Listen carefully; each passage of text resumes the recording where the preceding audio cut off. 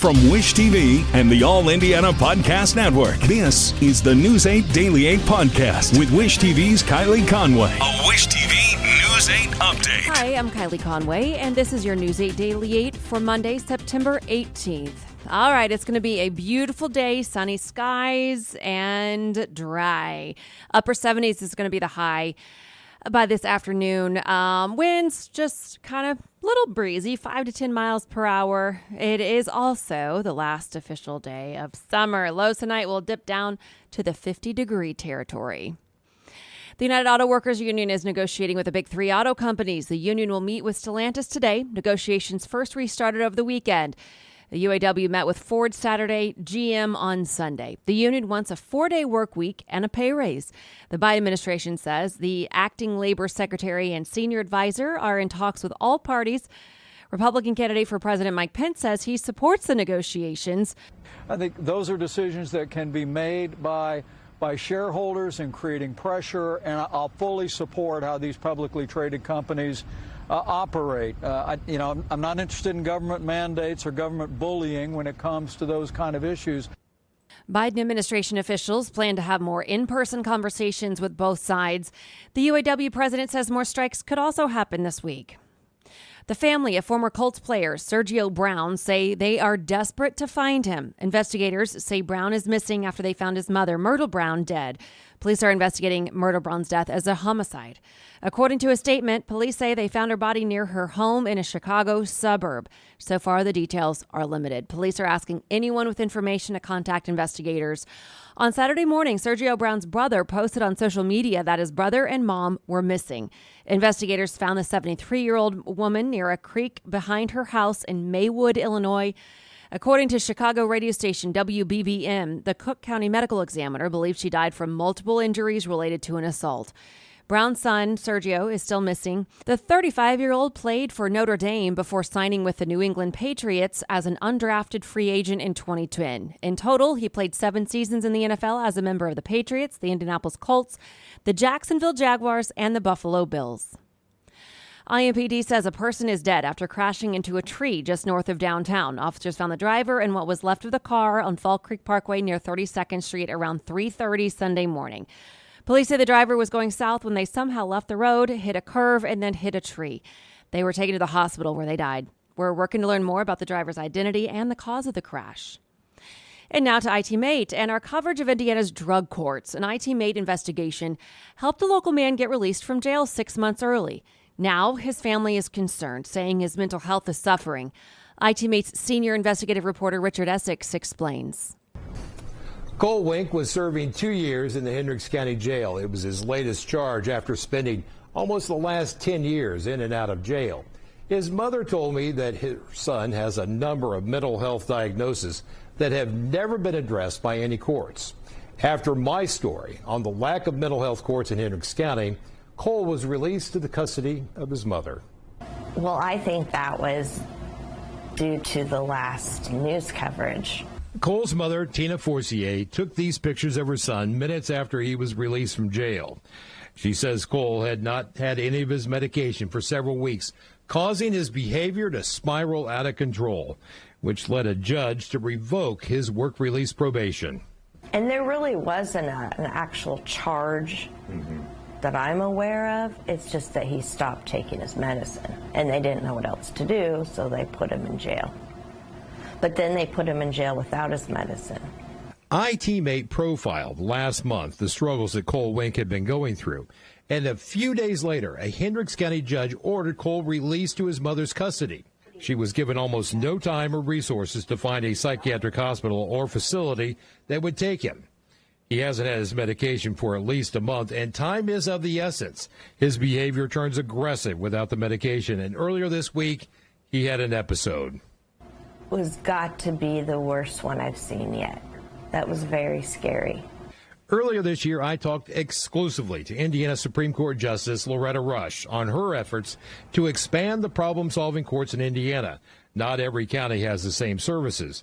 Had Cole been arrested in another county, he might have been treated instead of jailed.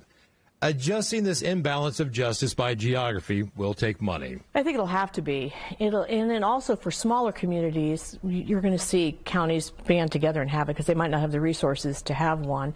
So a big push for me for the General Assembly this year is to fund drug courts instead of funding tail end, which is long period, the DOC and long periods of incarceration, doing the front end. And we have about 4,000 participants in problem-solving courts a year, and that's growing. And that's 4,000 lives saved. Tina is thrilled to have her son out of jail. Cole was admitted to a hospital and is getting help. He's expected to be released over the weekend. However, she says Cole needs long-term care at a facility that will monitor his medication and help him get back on his feet and back to work. She says his options are very limited. In Indianapolis, Richard Essex, Wish TV, iTeammate. The Monroe County Sheriff's Office says a Greene County woman is dead after a crash last week. Deputies say Haley Keller was killed when another driver crossed the center line of State Road 45 and hit her just before noon on Friday. The other driver, Zachary Seeger, was taken to the hospital with injuries to his lower leg and his body. Investigators haven't said if there will be any charges. The American Red Cross is asking for more blood donations as they face a severe shortage. The organization says donations are urgently needed for hospitals after back-to-back climate disasters and a critical summer shortfall. The Red Cross says supplies of donated blood are critically low, dropping nearly 25% since early August. It provides around 40% of blood to U.S. hospitals, but distribution to hospitals and medical centers have outweighed the donations. The organization says it needs about 12,500 donations a day to meet the demand. Only buy medicines at pharmacies. That's the latest warning from health experts. The warning comes as police say they're finding more fake prescriptions laced with fentanyl. The DEA says 40% of pills laced with fentanyl have a potentially lethal dose. Founder and CEO of Overdose Lifeline, Justin Phillips, says drug dealers will go to great lengths to keep fentanyl on the streets. My intention is to get you to like what you purchased from me. It's just that I'm not a chemist. I don't have the proper tools for mixing chemicals safely. So one pill has a bunch of fentanyl and it's going to kill me. One pill has none, but there's no way of knowing. Phillips says as long as drug dealers have customers, they'll continue to lace products with fentanyl. Phillips says as long as drug dealers have customers, they'll continue to lace products with fentanyl. A daycare owner is facing murder charges in the death of a 1-year-old boy. Police say Gray Mendez de Ventura and a neighbor exposed the child to opioids at the center in New York City. De Ventura and her neighbor both face 11 charges, including murder, manslaughter, and endangering the welfare of a child. A 2-year-old boy and an 8-month-old girl were also injured by exposure. Police say all 3 children were exposed to opioids while they were at the daycare center. Indiana Attorney General Todd Rokita is suing IU Health for patient privacy and HIPAA violations. This is after a 10-year-old rape victim's abortion story made national headlines last year. Rokita claims the health system failed to properly report, review, and enforce HIPAA and state law. Officials say the lawsuit started after the 10-year-old Ohio girl was raped and traveled to Indiana for an abortion in 2022. Rokita says the mother and daughter didn't know they would become a global news story. He also claims they did not give her doctor permission to share her story. Dr. Caitlin Bernard was reprimanded by the Indiana Medical Licensing Board for violating privacy laws earlier this year. The recent suit marks Rokita's latest attempt to seek disciplinary legal action against Bernard. Boston police say a child is in life-threatening condition after 5 people were shot yesterday. It happened in Dorchester, a neighborhood just south of Boston. Police say another child was also shot. Police have not specified the ages of any of the 5 victims. We know 2 were children and the other 3 adults. Authorities are now asking for the public's help to find the shooter. Police haven't revealed what led up to the shooting. Donald Trump has refused to reveal what he was doing during the January 6th attack. The former president was asked in an interview that aired Sunday for NBC's Meet the Press. Trump said he would tell people later at an appropriate time. He also said he was not worried about going to jail. He faces 91 charges across 4 indictments. The charges relate to the 2020 election results and mishandling of classified documents. I have had people come up to me and say, "How do you do it, sir? How do you do it?" I don't even think about it. These are corrupt people that I'm dealing with. They're destroying our country. I don't even think about it. All I think about is making the country great, making America great. Trump is the current frontrunner for the 2024 Republican presidential nomination. The USPS says it's looking to hire up to 700 new seasonal workers for the holiday season. The post office says it delivered 3 billion pieces of mail across the country last holiday. It says season positions range from $19 to $22 an hour, but do not come with benefits.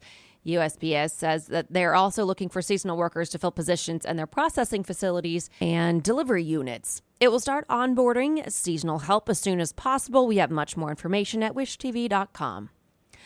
2 pilots are dead after their planes collided at an air racing event in Reno, Nevada. Organizers say the planes crashed after 2 on Sunday.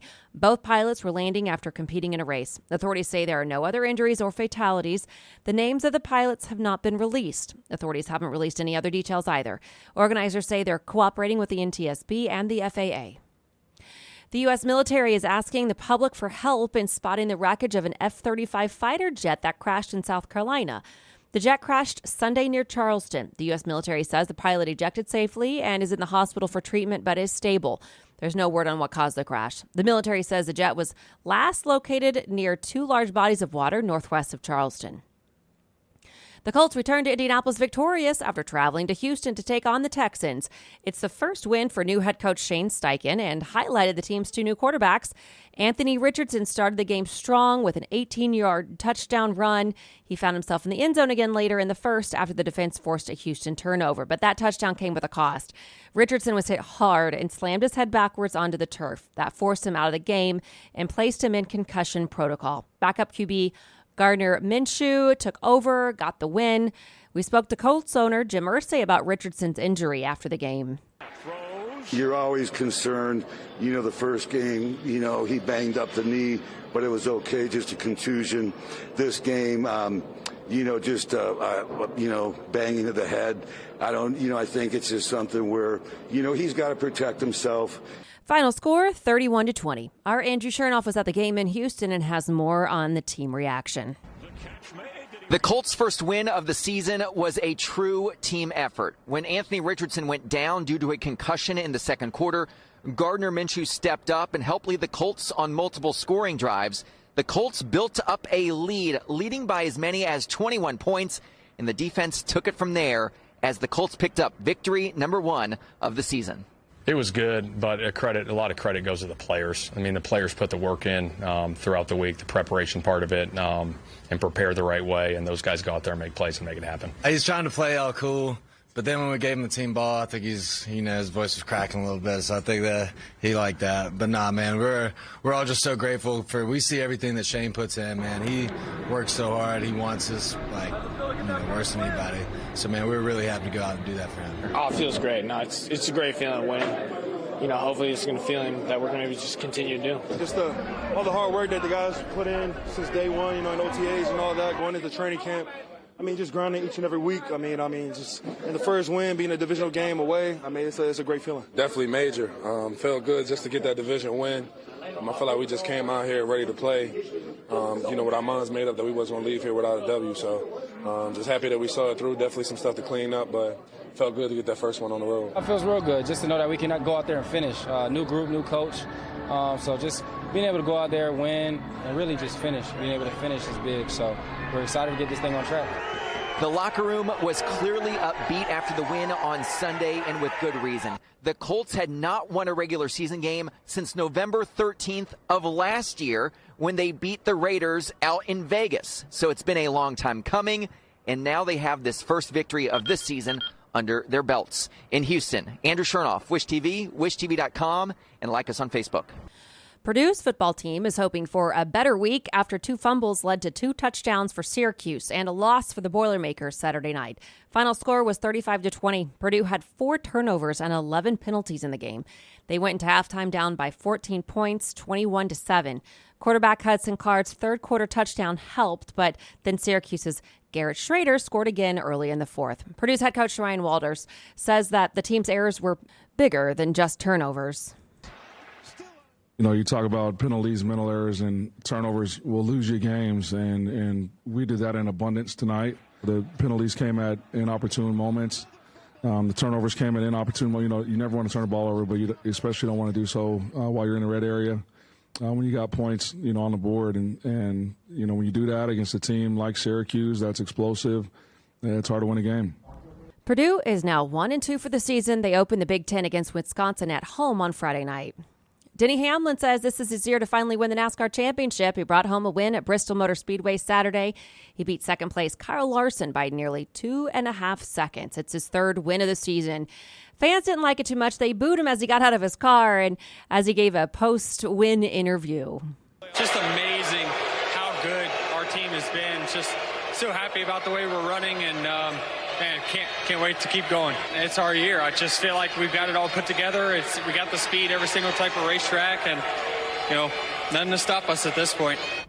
Hamlin has won 3 Daytona 500s and most of NASCAR's crown jewel races, but he has never won a cup title in 18 years with Joe Gibbs Racing. He's third going into the next round of playoffs. And to business headlines, the U.S. lost 4.1 million days of work last month to strikes.